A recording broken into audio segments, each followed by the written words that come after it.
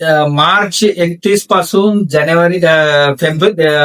April 4 तारखेपर्यंत कण्हेरी मठावर एक कारागीर महाकुंभ होणार आहे. देशभरातले 200 केंद्र प्रशस्ती विजेते कारागीर यात सहभागी होणार आहे आणि ह्यात खूप साऱ्या वेगवेगळ्या पदार्थांपासून सृष्टी करणारी लोक आहेत आणि त्यात संगीत आहे, वाद्य बनवणारी आहेत आणि वेगवेगळ्या काच असेल याच्यावर बनवणारी.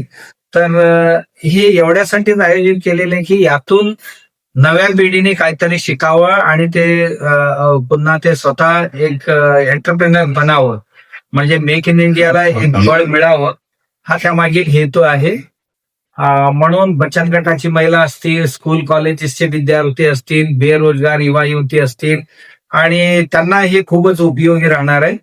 याशिवाय कला प्रेमी जे लोक आहेत त्यांना खूप साऱ्या खरेदी करायचं असते, पाहायचं असते, आनंद घ्यायचा असतो, अशाही लोकांसाठी हे उपयोगी राहणार आहे. आणि संध्याकाळी दर दिवशी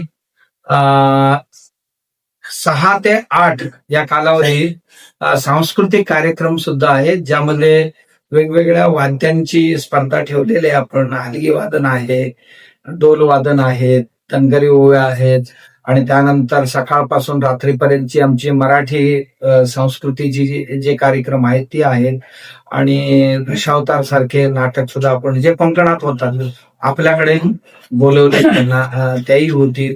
असे भरपूर विविध कार्यक्रमांचे सुद्धा रात्री सुद्धा आयोजन केलेले आहे आणि वेगवेगळ्या खाद्यवस्तूंची सुद्धा दक्षिणात्य खाद्य जे आहे, महाराष्ट्रीयन खाद्य आणि गुजराती आणि राजस्थानी खाद्य आणि पंजाबी असा वेगवेगळा एक खाद्य महोत्सव सुद्धा यात आयोजित केलेले आहे. या सर्व कार्यक्रमाचा लाभ सर्वांनी घ्यावा अशी मी सर्वांना विनंती.